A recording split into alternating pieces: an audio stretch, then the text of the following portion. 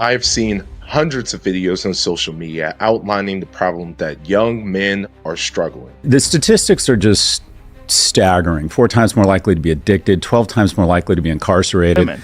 Only half of single men are actively seeking relationships or even casual dates, according to Pew. It's harder for boys to flourish if their fathers aren't engaged. It's harder for men to enter occupations where there aren't men. It's harder for boys to do well at school where there are no male teachers to be seen. In recent years, there has been a noticeable shift in the decline of men's mental health. Economic shifts and a breakdown of traditional responsibilities have redefined the male identity. Issues such as mental health struggles and a lack of emotional support have come to the forefront, highlighting vulnerabilities often overlooked in discussions of male identity. Young men of today are placed under a lot of pressure to redefine their roles in a rapidly changing world. These trends underscore a complex societal landscape where the traditional male archetype faces increasing scrutiny and redefinition. In this series, we discuss common issues plaguing men today in the hopes to spread awareness. In this video, we'll be discussing important ways to maintain a healthy relationship. But before we start, don't forget, like, comment, subscribe, do all that stuff, share it with your friends, anyone that you feel like would be interested in this topic, and definitely check out our catalog. Check out what we have going on. We address plenty of great topics that will help a lot of people out. And also, don't forget, comment down below your thoughts. Let us know what you think about this topic, and also any future topics that you would like us to discuss and give our take on. But that being said, Jordan, you're ready to go here? Ain't nothing to it but to do it. Let's do it, brother. Let's get going. So, what is an important way to maintain a healthy relationship? The foundational piece to any relationship that you have with a person has to start at the individual level. So before entering any type of relationship, whether that's a romantic relationship, whether that's a platonic relationship, I think it's important to take this first step. And that first step is to evaluate the relationship that you have with yourself. So what are your core values and beliefs that are fundamental to your identity? Being able to sit down and note those things out is an important aspect of, reflecting on what is central to who I am as a person. So a clear-cut definition of what it is to be a man in our instance, and the true essence of your authentic self. So what does that particularly look like for you, right? It's going to differ from me to you, what it is to be, what I identify as being a man and what is important to manhood for me.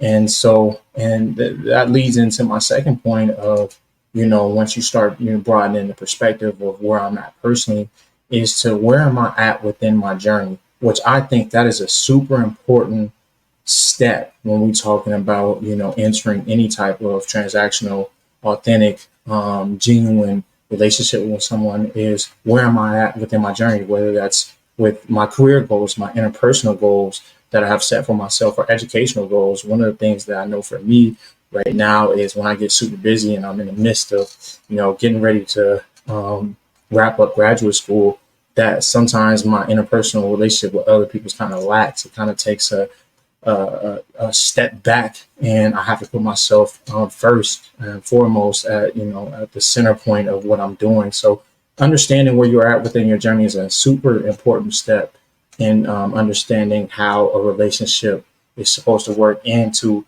usher in an authentic relationship that is healthy. And then learning how to love yourself. I think this one isn't talked about enough, and particularly for us men, I think we know how to motivate ourselves. I think we know how to, do all these things, and we fix things, and we got all this confidence and bravado and macho.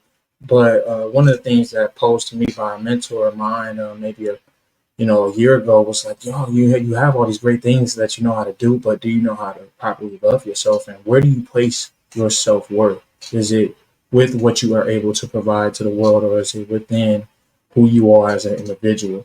And so learning how to love yourself, I know it sounds like a foreign concept for us men, but we're humans at the end of the day. And I think that's an important step that we kind of overlook regarding relationships, is that fact of loving yourself is an important aspect of breeding future healthy relationships with others. And then understanding too, when you get in that shared space, it's a compromise. And I think an important step when you do get into a shared relationship, again, whether that's romantic or platonic, is to see if there's mutual values and beliefs, and do you guys have any multiple, commonalities between you and the other person. So you have to understand that it's also a give and take, right? There could be times in which there is an imbalance. I know we talk about this balance like it's a 50-50 thing, but that's not how life particularly is. But it's not about counting favors, just as long as there's a level of reciprocity there, in which, sometimes I might have to lend 2 or 3 favors, or I might have to be there for this person at a higher extent than they can be for me at this time, particularly for where they are at and they're not able to give to me. But understanding that they have that level of respect and will return that same favor for you, if the roles are reversed. So there is a level of compromise and understanding that it will not always be your way, but is there a middle ground that we could come to collectively to where we able to get on solid foundational ground for a healthy relationship? And then that leads into a further point, which is consideration for others. A level of understanding that what is important to them is important to them.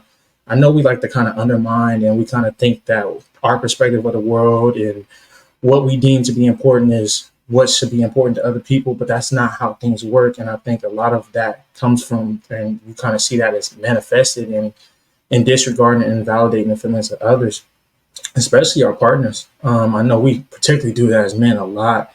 They just tripping or but at the end of the day, that's something that's really important to them. So even if we deem it to not be serious in our own perspective, I think it's really, really important to understand that it is important for them and to allow them to express that.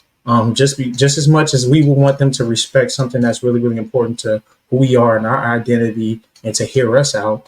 I think that is a key the thing, not only on the communication side, but comprehension and understanding and having compassion and consideration for your partner. And then again, hearing them for what they are saying and not what we think they are trying to say. I think a lot of us, again, going back to that perspective, is that we kind of take what they say and it's like how we funnel in our mind, okay, and then that might not necessarily what they meant by it.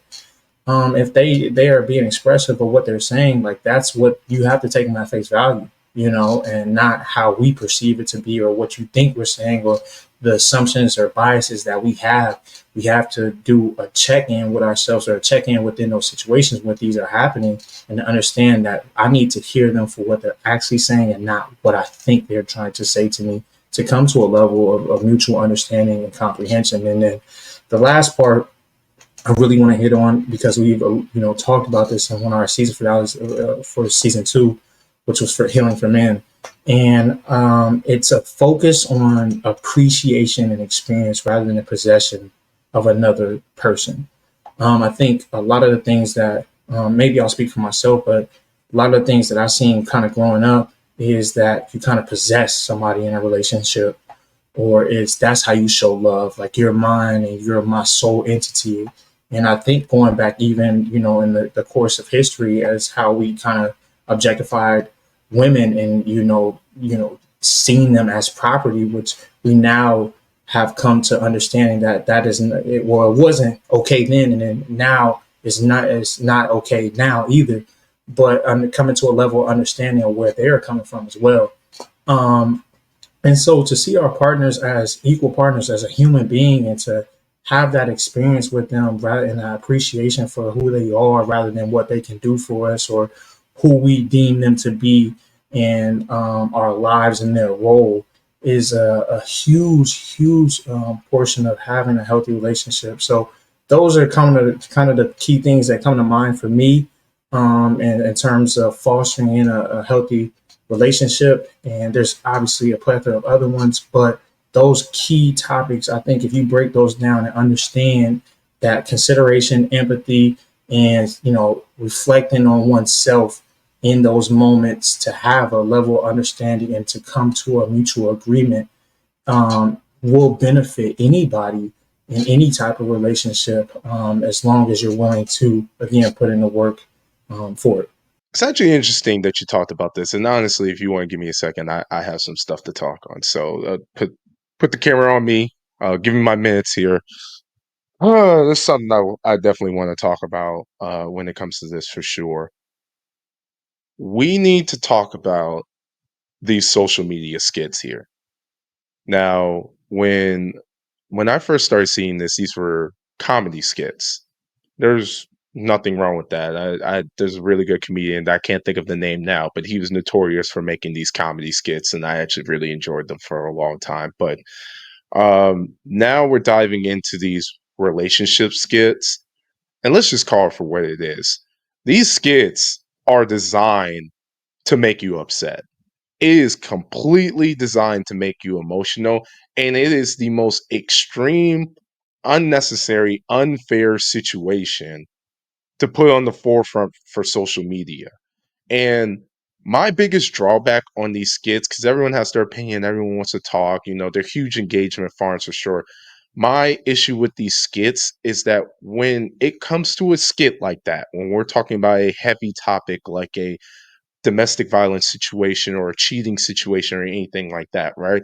My biggest issue with these skits is that when they enact on these skits, they provide zero solutions. And I think that's the most important thing if you are going to hit a very serious, very important topic like that. There has to be some type of solution. It shouldn't be something where we just do it just to do it. And then you decide in the comments whether you agree or not, right? First of all, there's a lot of people on there, and I would say shame on them for getting on there and trying to justify a lot of these skits. When it's a cheating skit to say that, oh yeah, she or he is right to do that, right? I think it's completely bogus. And whether they're trolling or not, I definitely don't agree with that. But on an even more important thing is that we're getting to the point that because there's so many of these relationship skits that are providing zero solution at all, not even saying if it's a good or a bad thing, that we're getting to the point to where we're just normalizing this behavior. When you see something like that over and over again on your feed and you see it every single day, right? You tend to get numb to it. And you get numb to a point to where you don't there's no barrier for you to say that this is a good or this is a bad thing. Because before, when you first started seeing this, there's an immediate reaction, there's an immediate sense of emotion to where you feel like this is not the right thing at all. And it compelled you to comment, right? That's the point. But now we're getting to the point where you're getting so numb at it that you can see this in the street at this point, and you wouldn't think anything of you can see this with your friends, you can see this anywhere, and you almost just normalize it, right? And that's the issue, is that when you're not providing any solutions and you're just doing this for the pure fact of engagement and trying to make a quick buck, trying to get some money any way you can, this is the consequence of a society as a whole, is that you're going to start normalizing this behavior. And I think that would be the detriment of society. So I want to make that point. That I am hugely against these relationship skits that have been coming out. None of them have been productive at all, and it really just feeds on the insecurity of men and women on putting that type of trust into and trying to create something that's actually really good and beneficial to society. Before I keep going, I'll give you some time if you want to comment on that or say anything. One train of thought. I think the thing of it is that how you interpret those, you have to have a level of discernment with these type of videos. You know what I'm saying? Like, I think one of the things that I can kind of relate what you're saying to is like rap, right? One of the things, I'm huge into rap and trap music, and there's a level of discernment that I know that, I appreciate the artistry, but I don't appreciate necessarily what they're perpetuating or they're talking about, whether that's rap, killing, drugs, all that type of stuff. But I have that is something that is, was within my community, so I can relate to it, right? But it's an appreciation for the artistry rather than me kind of internalizing that. But I understand that that is not that is the exception to the rule and not the rule itself, if that makes sense. And so, but I think you do hit it on the head in terms of the divisive nature of these kind of videos. I understand that they provide comedic relief to some of the traumatized, and I do believe that comedy can draw upon, there is some laughter in that you should be able to express in these heavy emotions. But like you said, on these relationship things, I think people kind of use them again. If you're constantly seeing them, I think it kind of, there's already a prevalent, if you're on social media, this gender wars, this divide, particularly within our generation, and we see it in a lot of ways. And going, where they not doing this, they not doing that, and it's just kind of this back and forth once another. So I think it does play a role in those gender wars that have been going on, and it doesn't make anything necessarily better. But at the same time, I think they're trying to provide some comedic relief without understanding what may come from it, and the level of discernment for, or these things is what's in. And quite frankly, and I'll end it by saying this: I think a lot of people, when they justify these kind of actions that are against the other gender, that may harm the other gender, it's coming from a space, and I'm saying for both men and women. So it's not me saying from the perspective of what I think about women, but because I think men do this equally as much. Is it's coming from a space of animosity. It's coming from a space of, this is something that has occurred to me, or something that has directly affected me, and it's kind of like a payback, kind of revenge thing, that they deserve these things because of some of the past experiences that I've had with the said gender that I've been in relationships with. And so I think collectively we have to do better and have a higher level of discernment when we look at these videos. Appreciate their comedic value if you find them funny, but understand that they do indeed, feed into the divisive nature of the gender wars that we continue to see within us as young adults. So I agree with you there. And again, hopefully we get to a place where some of these topics aren't funny. DV is not funny. Sexual assault is not funny. Some of these things that, we deem to be funny, I just don't think that's the time or place to be talking about those things and trying to make, it a funny topic. And yeah, I'm completely against them. But at the same time, some of them are provided for comedic relief. And if you have a level of discernment to appreciate the art, that's good. But by and large, I don't think that's the case for everyone. Yeah, and to continue on to the second thing I was going to say is, and doubling back on the social media for sure, is we need to make sure we understand that the goal of social media for a lot of people, in order to keep their engagement, their views, there has to be some level of entertainment, to where not everything has to be the truth if it's entertaining, right? And we all understand that. But when we talk about these relationship shows that have been popping up, the 20 versus ones, right? And some of the other ones, but I won't go too deep into it, start naming them off and all that stuff. We all know what I'm talking about here on these YouTube shows here. People need to understand that the point of it isn't to find love. It's just to be entertaining, right? And there's a lot of people that do get that, but I want to preface that because there is a section of people that look at these interactions to say, like, this is how I'm supposed to find love. This is how I'm supposed to cycle through different men or different women. And, these are the criterias that I should have and that I should look for. Listen, all of this stuff is super shallow, very superficial. You're barely going to get to know anyone through a simple conversation, especially when there's 20 other people in the room and a huge camera and light and productions and all that stuff. So I just want to reiterate that when you're watching this, I understand it's entertainment. And part of it is actually, like, there's super funny moments. I've watched a few of them. Some of them are very entertaining. I'm fine with that. But I also want to make sure we don't get in this environment to where we start manifesting some of the energy that's coming out of there. We start applying that to our own life, right?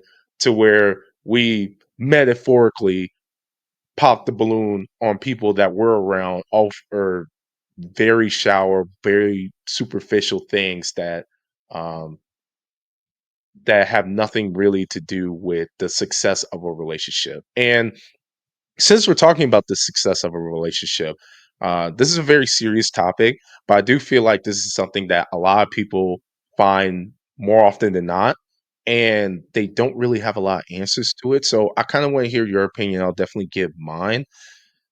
Let's say you're not in a relationship, right? But your friend or someone that you know that's in a relationship is in a very unhealthy relationship. You can blatantly see that the interactions is very unhealthy to both parties, right? In your opinion, what do you think is the best way to address that to a friend, right? Or to someone that you know to say, "Hey, this is not good. There's things that you can do better." Yeah. So first and foremost, I've been in this position plenty of times. I have a plethora of women friends and a plethora of men friends that have been in unhealthy relationships. And what I'm about to say is through trial and error. I've done things that I look back on like, oh, that probably wasn't the best thing to do. But the biggest thing, and I'll kind of, elaborate on a little bit further, is just to I think the important thing is two important elements is one, to be supportive of your friend at all times, particularly if you're going through an unhealthy relationship. There are a lot of negative emotions that you're going through, depending upon, again, the level of toxicity, what is actually occurring within a relationship as well, the seriousness of it as well. And so just being supportive of them is number one. Right. And I say that from a perspective of, I think sometimes we kind of blame people like, how don't you just know not to leave this person? You see that they're, bad for you. And I think that's kind of hypocritical for us to say, because I think we've all been in a position where we understood, or we knew our heart, in our heart of hearts, that it probably wasn't the best situation for us to be in, but we try to see the best in this person, or we have had a emotional connection with this person for a set amount of time, and we don't want to see the unknown of what it's like to be without them, whether that's a friendship or that's a romantic relationship.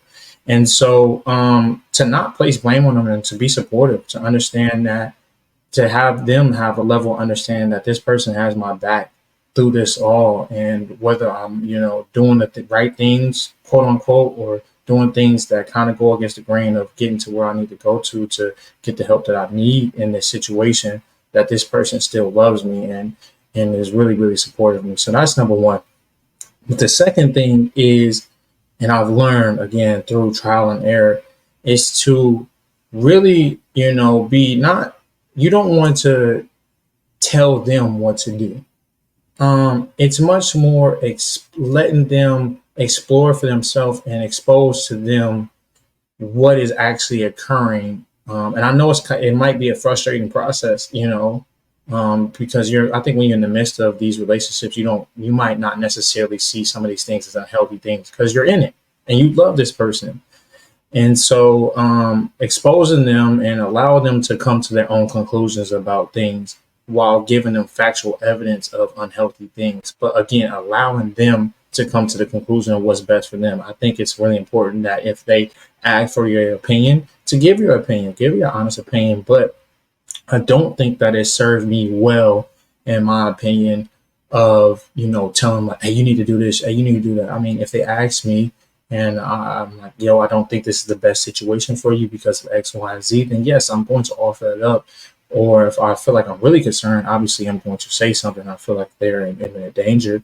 But I think that gives them a level of self-efficacy for themselves to understand and to feel the ability to navigate these situations and to get the help that they need, and or to move on from this person, is to allow them to come to their own conclusions with you just being in a supportive aid role.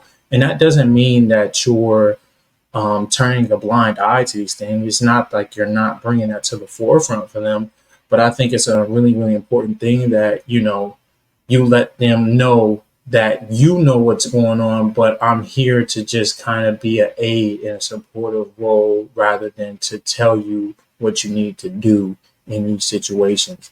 And so just support and letting them, allow them to come to the conclusion for themselves and to give your input as needed.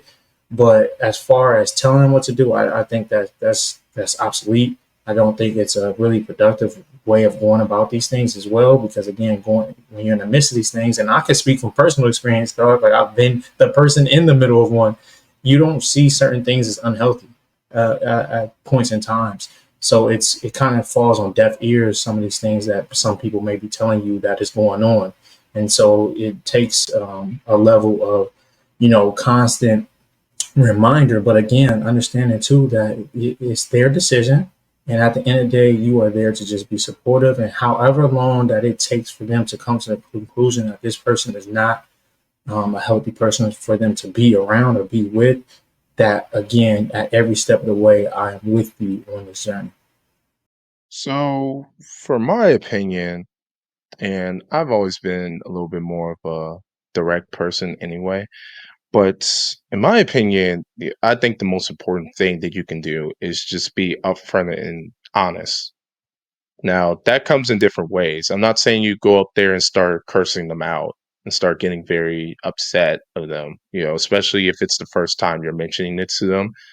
Show a little bit of grace, but be very logical, be very direct, be willing to outline like this situation happened, then this situation happened. And that's what got me to my conclusion, right?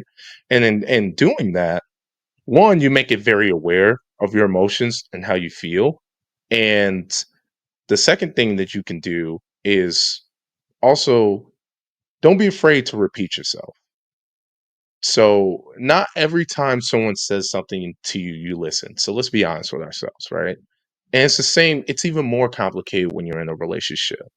Sometimes a person's going to need you to say that a couple times for it to really start registering to them, for them to really start noticing kind of what you're talking about. I think the one thing that we always forget, I can only speak from the men perspective, is that when we're in a relationship, we can be blinded with our emotions for the person. That's just a true fact.